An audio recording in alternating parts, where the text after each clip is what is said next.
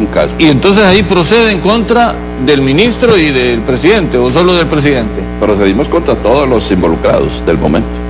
Igual que el Fondo Petrolero. En el Fondo Petrolero, recuérdenos, doctor, son como 400 una piñata. millones. Una piñata, pasaron. Mire, el Fondo Petrolero era un fondo que se cobraba, se nutría con cargos que se imponían a quien compraba gasolina. Usted iba y combustible, en general. Iba a una gasolinera, compraba y una parte de lo que pagaba iba para el Fondo Petrolero.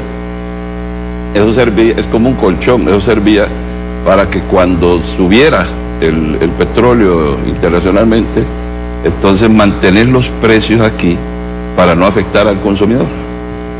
Pues ese dinero que estaba ahí, todo fue transferido por el ministro de Finanzas de la época a la cuenta presidencial del presidente de la República. Y entonces ahí, despilfarro, piñata. Ay, Dios mío, este país se escribe con una lágrima. Y los pasaportes que vendieron, 100,000 pasaportes que desaparecían, no tenían, no aparecían como hechos por el Banco Central. Eran 100,000, no aparecían. El Banco Central cortaba en un número y volvía a aparecer en otro número. Y esos 100,000, ¿qué se hicieron? Nadie sabía. Sin embargo, una vez vinieron unos chinitos aquí y se les secuestraron el pasaporte, y ese era un pasaporte de un número que estaba precisamente en el medio, era de los 100,000. ¿Sabe para qué se utilizaron? Cuando vendió la nacionalidad Callejas a los que querían venir aquí a invertir, y a muchos de esos chinitos se les vendieron ¿cuántos se los vendían? Como a $10,000 o por ahí, o más. Hubo ¿y quién los vendió? $100,000. Bueno.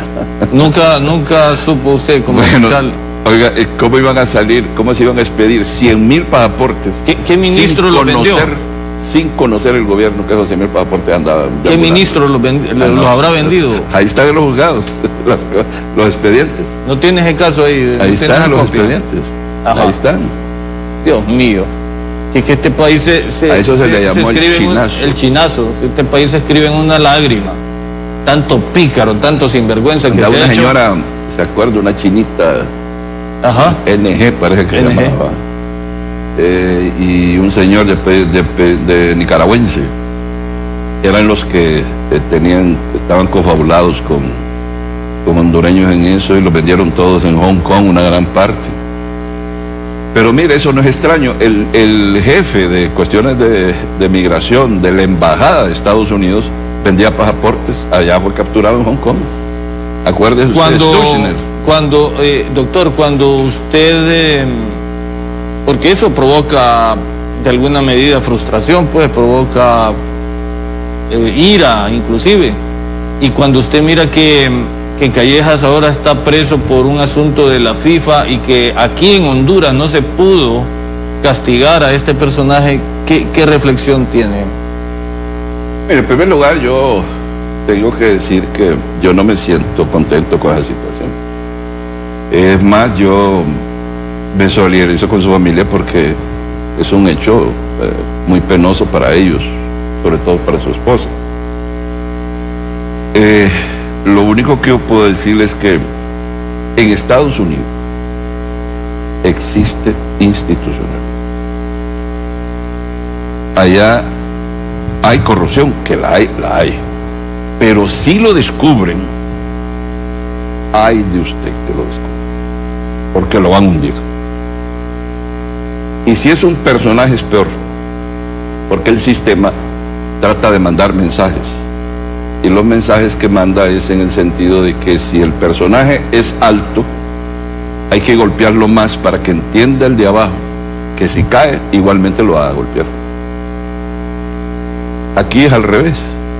Aquí al alto no lo tocan. Bueno, tan es así, mire usted, ¿a dónde metieron preso al que se robó una gallina, una bicicleta? Ahí está en Támara, ¿va? O en El Pozo. ¿A dónde están los que se robaron el Seguro Social? Un batallón. Bueno. ¿Y por qué? Porque son altos, son políticos importantes, pobrecitos. aquel que robó la gallina no hay que hundirlo, hay que meterlo allá en el pozo, en lo más hondo y en lo más podrido, pero los otros hay que tratarlos bien. Muy bien, es un país donde tiene prohibición la discriminación, es punible, dice la Constitución. Pero ahí es el primer caso que vemos de discriminación. Vamos a una pausa comercial. Doctor, ¿la corrupción sigue impune en el país? ¿O el hecho de que estén en el batallón significa de que en efecto se está castigando el delito? Vamos a la pausa y ya regresamos.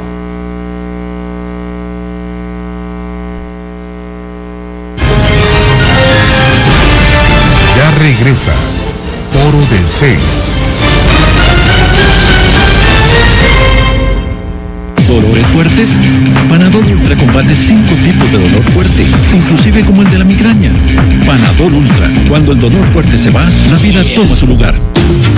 Esto es lo que los hondureños día a día estamos haciendo realidad.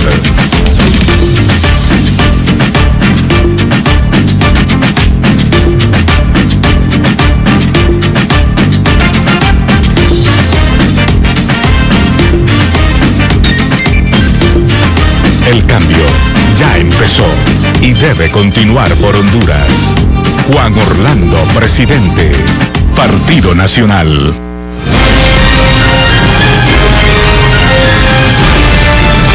Continúa.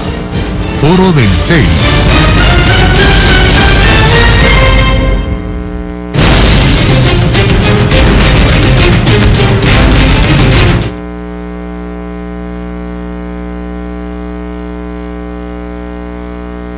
Bien, continuamos en Foro Canal 6.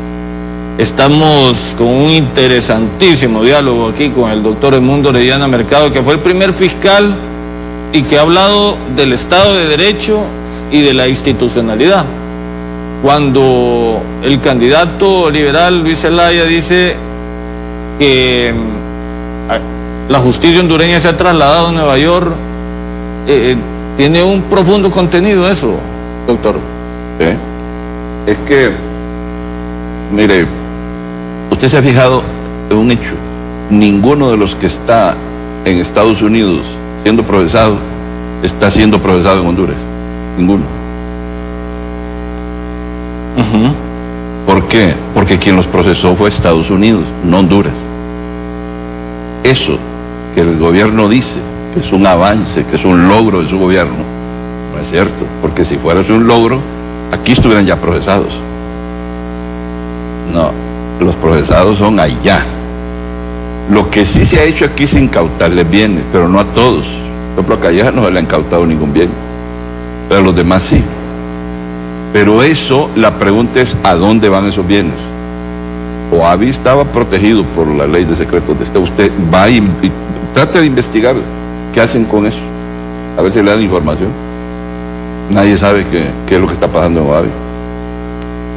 Entonces, esos dineros y esos bienes, nadie sabe dónde están. ¿Cómo los están adjudicando? Eso lo que le indica a usted es que hay aquí como una rapiña utilizada a través de la ley. ¿Qué están haciendo con eso? Nadie lo sabe. Y hay otra pregunta fundamental, Carlos, que hay que hacernos. Hace poco Estados Unidos dio una donación de 186 millones o 156 millones de dólares en el marco de la Alianza por la Prosperidad. En este momento, ni siquiera los partidos de oposición están preguntando al gobierno en qué lo ha utilizado. Pero eso lo iba a Estados Unidos, lo iba a manejar. Ya lo dio. Pero lo iba a manejar. Ya lo dio. No, se lo dieron y supuestamente la embajada lo iba a... Pero es que eso no es de la embajada. Eso, desde que entra a las arcas nacionales, es del pueblo de Honduras. Y tenemos entonces la obligación, los hondureños, de saber en qué ha sido utilizado. Pero lo vergonzoso aquí, Medrano, ¿sabe qué es? Que ningún partido de la oposición está exigiendo que rinda cuentas el gobierno de eso. ¿Y su partido? Bueno. ¿El Partido Liberal? Bueno, todos están en silencio. ¿Y sabe por qué? Porque están atosigados con el tema del proceso electoral. Hay cosas de nación, de país, que no debemos olvidar. No nos debe simplemente obnubilar el hecho de que están próximos a las elecciones. Hay otras cosas importantes. Este es un caso importante. Hay que exigir que rinda cuentas el gobierno sobre esos millones de dólares que dio el gobierno de Estados Unidos. Supuestamente, acuérdese para qué sirven. Para crear las condiciones aquí económicas y sociales para evitar que fundamentalmente los niños se vayan a Estados Unidos en las condiciones que se fueron recientemente, como 12,000 niños hondureños. Pues bien, esas son las preguntas que tenemos que hacernos. Hay un ciudadano que pregunta que usted quiere formar parte del Parlacén y que ese órgano es corrupto y ese no sirve para nada, y que lo estaba cuestionando hace poco. ¿Quiere decir que soy corrupto por eso? Pues no son corruptos aquellos que robaron el fondo petrolero. Mire qué ciudadano es. Eso es lo que le preocupa. En lugar de preocuparle el fondo petrolero, en lugar de preocuparle los 100 y pico de millones de dólares que dio Estados Unidos en la Alianza para el Progreso, le preocupa que yo vaya al Palacio. ¿Qué le parece? ¿Qué clase de ciudadanos son los que hay en Honduras? Que diga bajo qué gobierno se dieron estos actos de corrupción más grandes en la historia de Honduras. Por eso le digo yo que aquí no hay un pueblo, hay un rebaño. Porque ese tipo de expresiones es lo que le manifiesta a usted. Hasta qué cortedad de vista tiene un ciudadano que está sufriendo las condiciones de un gobierno que está rapiñando el recurso público, y eso es lo que le preocupa. Doctor, ¿usted dice qué? ¿Qué gobierno es, a su criterio, el más corrupto que ha habido en Honduras? Bueno, cada vez son más. Suma y sigue. Sí. Por ejemplo, bueno, imagínense solo del Seguro Social. Pero eso fue el anterior, don Pepe. Bueno, pero es parte, recuerde, es que este gobierno no es Juan Orlando viene gobernando desde Pepe Lobo, acuérdese. Sí. Él es el presidente del Congreso Nacional. Y él, desde que ganó las elecciones, empezó a poner ministros. ¿Usted cree que el Seguro Social es el acto de corrupción más grande en la historia de Honduras? No.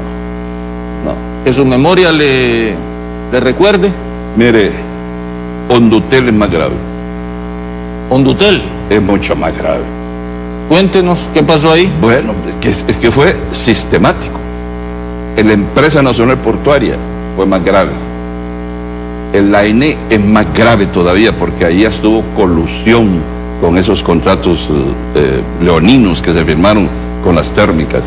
En fin, el problema con el Seguro Social son las consecuencias inmediatas que tuvo. Murieron personas. Exacto. No hubo medicinas, los médicos no tenían los equipos para trabajar. En fin, bueno, todavía está sufriendo las consecuencias la gente.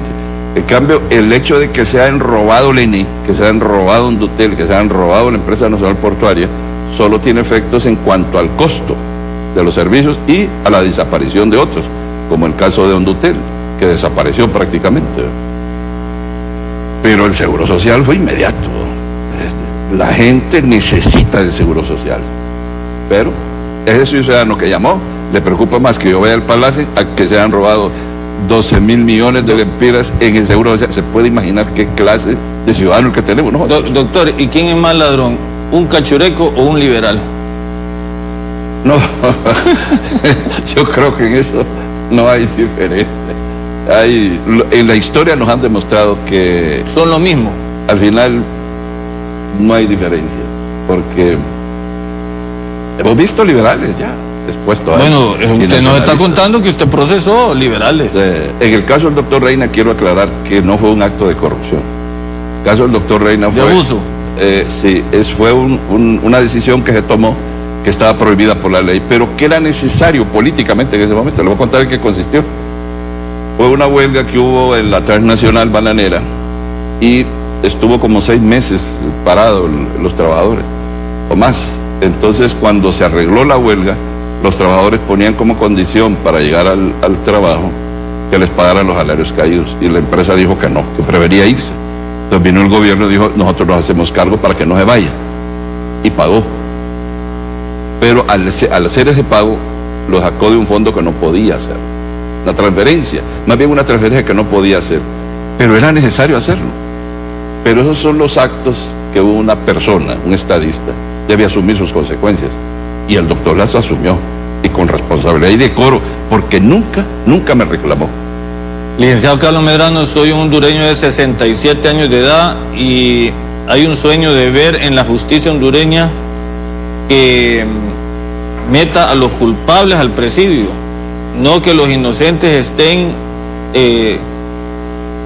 no que las personas estén 6 meses ahí en la cárcel y luego salgan libres. Un saludo respetuoso al doctor Herrellana, no me dice el nombre. Pregúntele si prescriben los delitos del chinazo y el petrolazo. Sí, prescriben. Ya, o sea, ya no existe nada de eso. Es que lo sobreseyeron. Al sobreseerlos. ¿Todo su trabajo quedó en nada, doctor? No, fíjese que hubo, le voy a decir que no quedó, no, claro que hubo. Bueno, para la historia, ¿verdad? No hubo resultados. Primero, mire, formamos una generación de profesionales diferentes.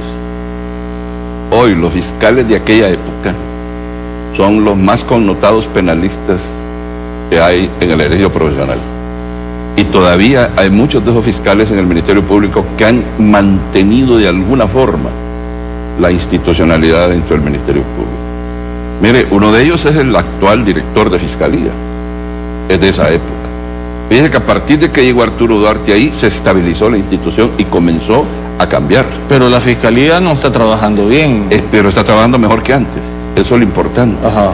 Y se debe en parte a la feliz decisión del fiscal general de nombrar a alguien ahí que sí entendía el asunto y que había sido de los primeros que se formaron. Luego formamos una dirección de medicina forense que todavía están los técnicos allí y que, bueno, eso es lo que más o menos ha mantenido la prueba científica en el país. Pero además impulsamos una cultura anticorrupción y antiimpunidad, al grado de que las dos grandes manifestaciones que ha habido en Honduras de empleados públicos en contra de la corrupción han sido de los fiscales, protestando por fiscales generales que habían actuado en perjuicio del interés de la ley. Abogado Orellana, ¿por qué la justicia se mercantilizó? ¿O solo hubo cambios cosméticos? ¿Siempre fue corrupta y sigue igual? Mire, hay dos momentos en la historia de Honduras. Uno es antes de la fiscalía.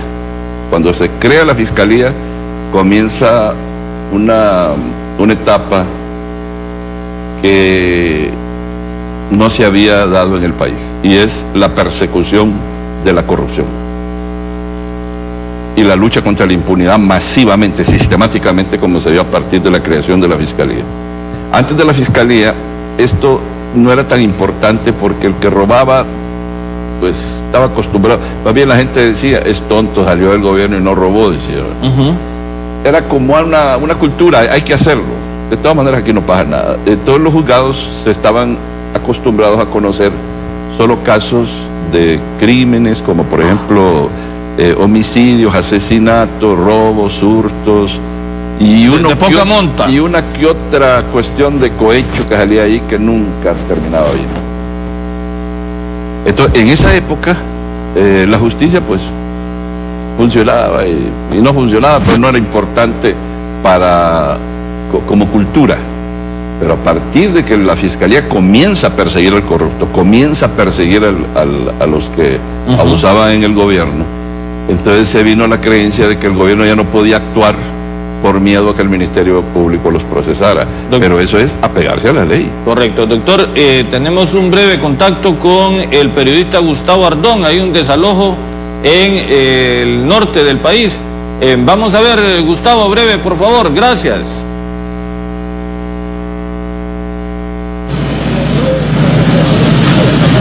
Buenos días, gracias licenciado Carlos Medrano. Aquí en Noti6 a esta hora de la mañana un desalojo está a punto de iniciar acá en la ciudad de San Pedro Sula. Se trata de la carretera que conduce a la aldea del Carmen. Hay más de seis familias que han estado por más de 15 años acá en esta zona y van a ser desalojadas. Aquí hay algunos pobladores y ha llegado también el propietario de este predio. ¿Cuántos años tienen de vivir ustedes acá? 38. ¿Y no han tenido problemas de desalojo o es la primera vez? Esta es la quinta vez ya. La quinta vez. Sí. Y les ha dado, prácticamente el plazo se venció de 2 horas que dio la jueza para que desalojen. Pues mire, la verdad eso fue lo que dijo la juez y dijo que esa era la última palabra. 2 horas, pero no sé. Como ellos son los que saben, uno. ¿Cuántas casas hay? Hay 6. 6 viviendas. ¿Todas son de la misma familia? Sí, todas. Es que lo que pasa es que mi papá todas nos ha dado, bueno, todas mis hermanas que están casadas les ha dado un pedazo para que hagan sus casas. Aquí solo familia vive. Solo familia. Sí. Bueno, y considera muy poco tiempo para sacar sus pertenencias, ¿verdad? Yo digo que sí, demasiado. Por lo menos unos 2 días, no que 2 horas. Yo me imagino que la jueza se debería de poner en nuestro lugar, porque si fuera ella creo que pediría también más. Lo que pasa es que, como usted sabe, hay veces no hay que hablar para no ofender, pero el dinero tal vez es lo que cuenta. Y uno de pobre que no tiene, se nos hace muy difícil, pues, y de remate que también no tenemos ni para dónde ir, que es algo, por lo menos, si tuviéramos no hubiera ningún problema, pero así como nosotros que no tenemos para dónde ir, se nos hace más difícil. Hay temor porque dicen que ya viene maquinaria aquí, señora, para botar las casitas. Maquinaria. ¿Sí? Bueno, no sé, ahorita. Eso es lo que se ha anunciado. Pues mira, ahorita no me doy cuenta, yo no sé cuáles casitas eran las que van a votar. Perfecto.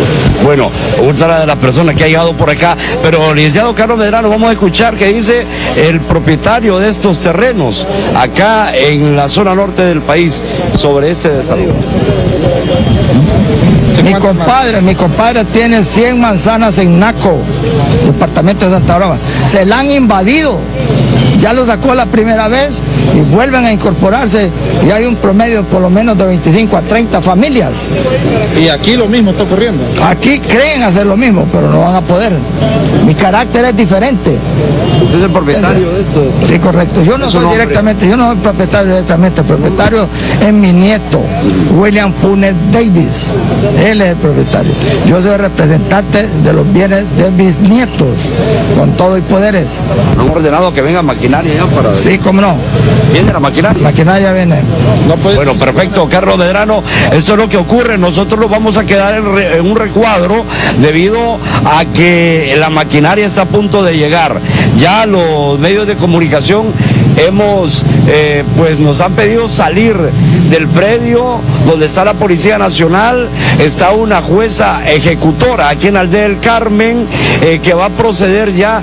Se vencieron las 2 horas prácticamente para que voluntariamente desalojaran. Ahora viene una maquinaria para desalojar las familias que viven aquí. Nosotros vamos a seguir de cerca qué es lo que pase, porque uno de los señores, don Santos Rodríguez, ha manifestado que él va a dar su vida si viene maquinaria o si le quieren botar sus casitas, ya que consideran que 2 horas es poco tiempo para abandonar estos predios que han ocupado por más de 20 años aquí en Aldea del Carmen.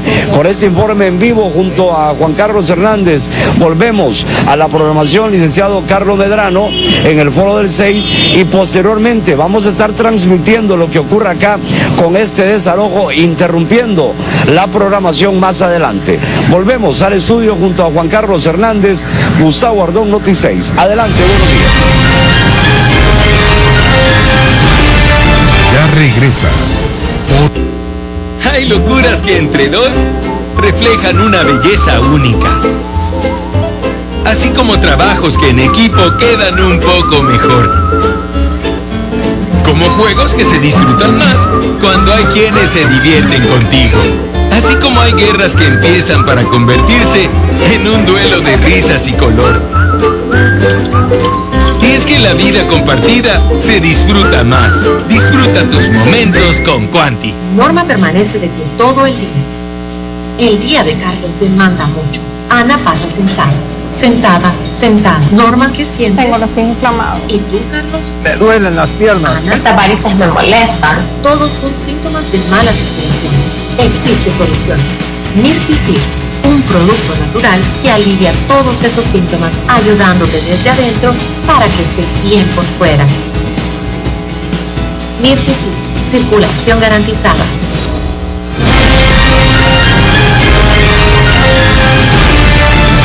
Continúa. Foro del 6.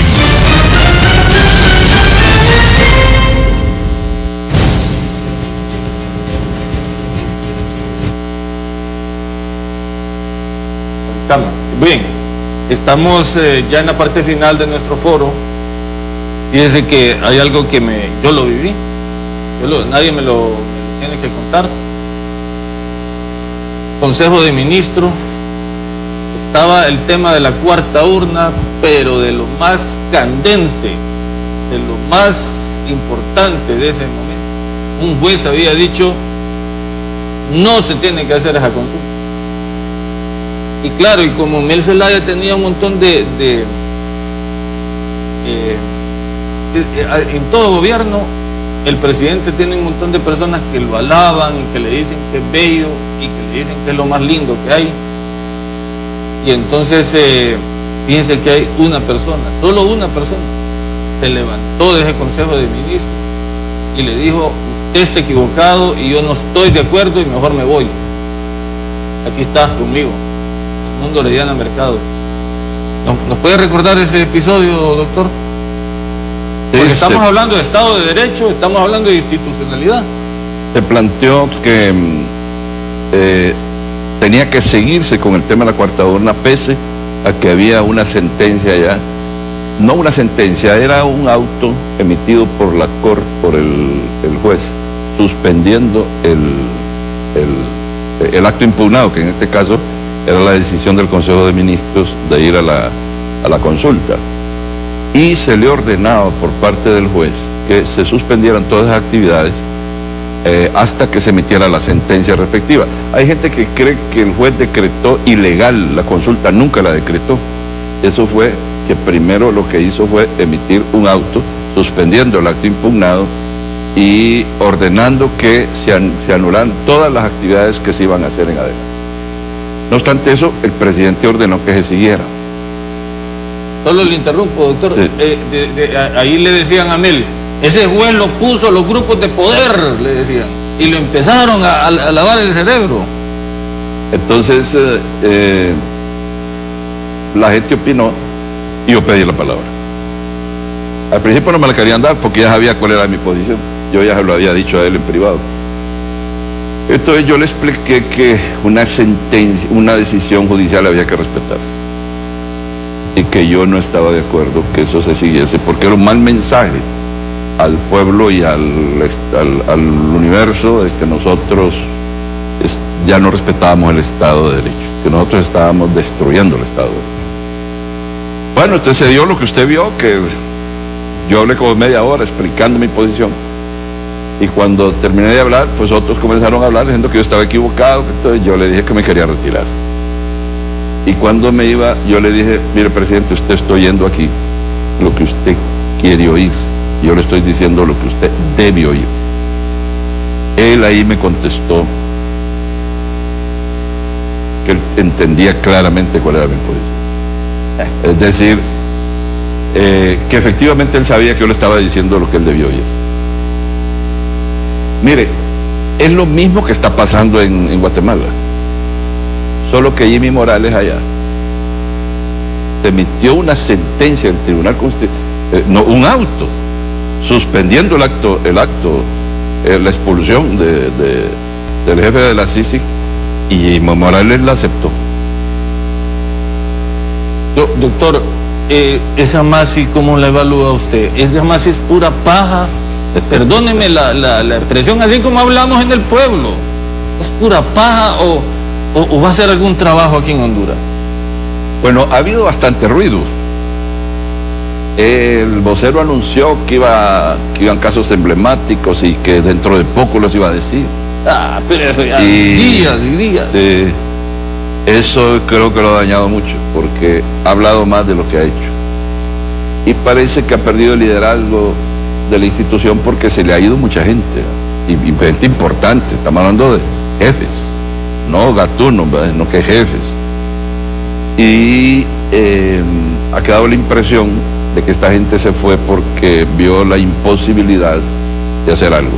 Mire, Carlos, allá la CICI funciona porque hay fiscalía, porque hay corte de constitucionalidad, porque hay un poder judicial que acompañan a la CICI en sus acciones, aunque el Congreso no los acompañe, fíjate, porque igual el Congreso está lleno de corruptos, igual que muchos congresos que conocemos, Pero el asunto es que aquí el Poder Judicial, el Ministerio Público y la Sala de lo Constitucional son parte del Consejo de Defensa y Seguridad, en donde el presidente les da orden.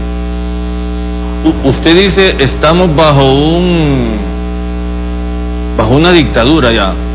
¿Y a qué tipo de elecciones vamos entonces, doctor?